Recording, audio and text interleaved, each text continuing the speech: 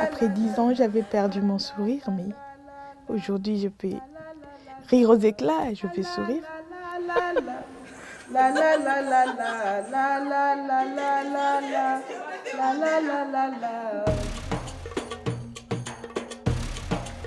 Je suis Tatiana Moukanire. Je suis la coordinatrice nationale du mouvement de survivants de violences sexuelles. Et en fait, je suis moi-même survivante de violences sexuelles.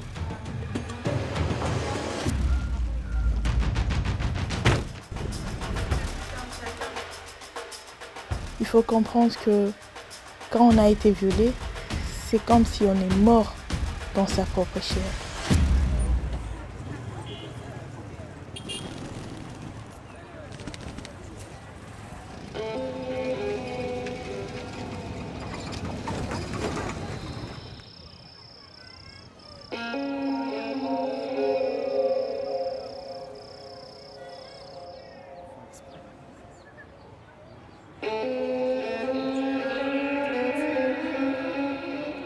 C'est comme un rassemblement et tu es violé devant tout le monde et c'est trop dur.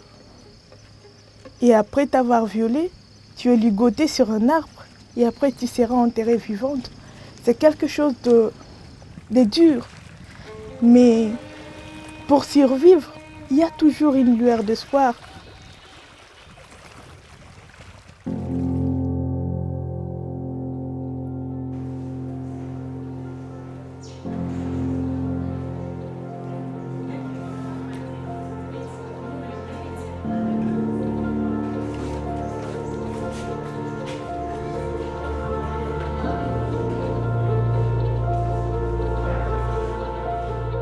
En fait, le docteur Mukwege, c'est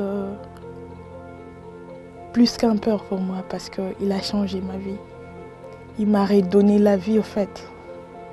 Je n'étais pas une personne normale, mais il a fait à ce que je sois ce que je suis aujourd'hui. Et ça, il l'a fait avec plus de 50 000 femmes qui vivent dans ma communauté.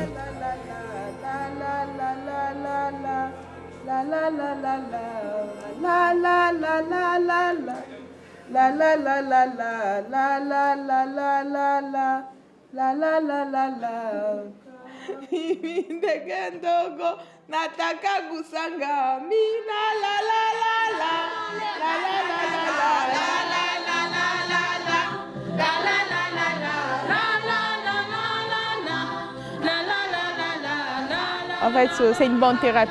Pour moi, je me dis que dans la chanson, on peut ressortir ce qu'on ressent. Dans la chanson, on peut ressortir sa douleur et l'extérioriser. Et la chanson aide à briser les silences.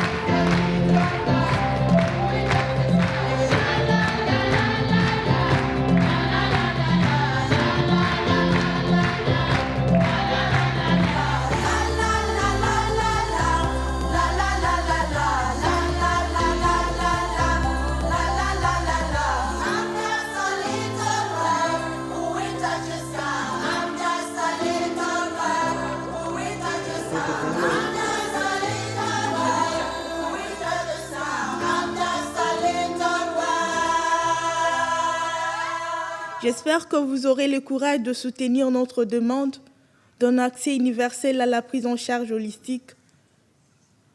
Comme j'ai aujourd'hui le courage de parler devant vous, malgré la stigmatisation et le silence qui prédominent pour les victimes de violences sexuelles.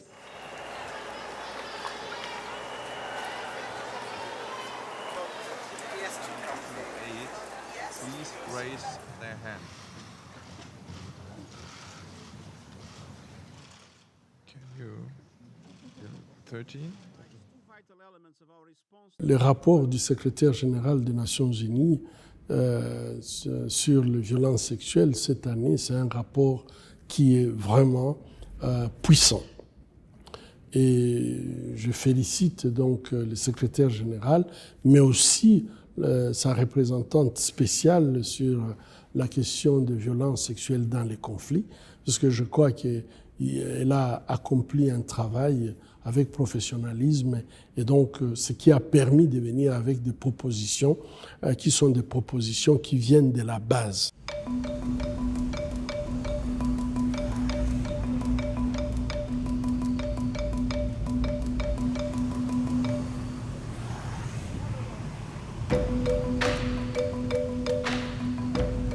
matière de justice, on fait ce qu'on appelle la lutte contre l'impunité de tous les auteurs de violences sexuelles pour essayer de décourager tant soit peu cette pratique auprès des auteurs.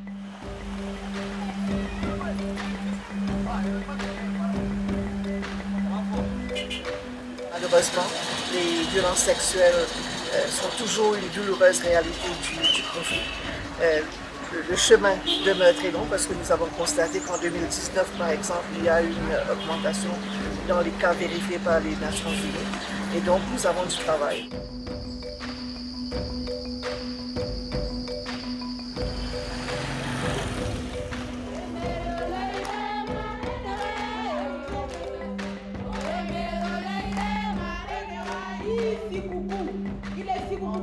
De réalisation de propositions bien concrètes.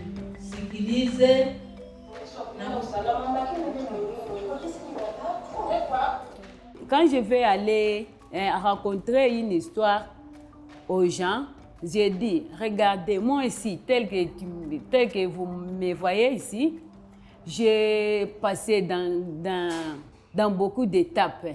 Les soldats, les gens de la rue, j'ai subi ça. Mes familles m'ont refusé.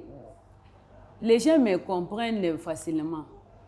Je lui explique ce qui m'est arrivé. Effectivement, les garçons, on ne les consulte pas. On se contacte toujours des femmes et des filles. Et pourtant, il y a aussi des garçons qui ont été victimes de cet acte. Et nous, les victimes, nous pouvons contribuer à quelque chose qui peut aider à dénoncer ces barons qui sont en train de continuer à faire des actes qui ne permettent pas que la femme puisse avancer. Je crois que quand vous avez des femmes comme Tatiana qui ont une résilience sans égale, qui veulent se battre pour les autres, je crois que c'est une grande inspiration et nous comptons beaucoup sur tout le travail qu'elle est en train de faire pour amener les survivantes de venir ensemble, pour partager leurs expériences, pour apporter de nouvelles idées de la lutte contre la violence sexuelle. Elles sont les seules capables de nous dire, en fin de compte, ce qu'il faut faire.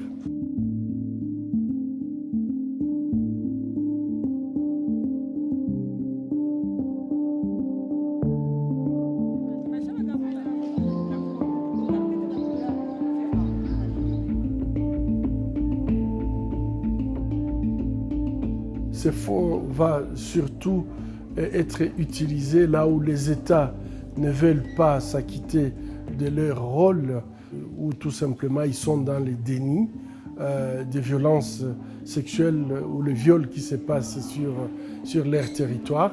C'est pour aussi encourager les victimes de violences sexuelles de porter plainte et comprendre que même si les États ne peuvent pas ou ne veulent pas, il y a une structure qui les soutient.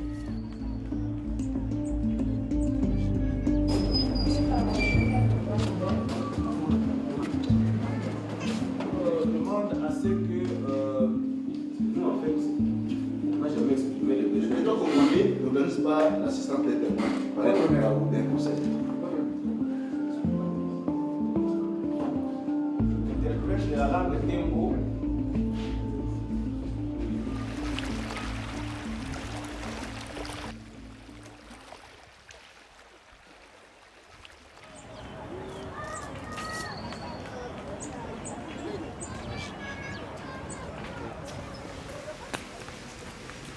En fait, le sourire est revenu depuis que j'ai compris que le monde avait besoin de moi. Le monde avait besoin que je donne un peu plus de force à d'autres personnes.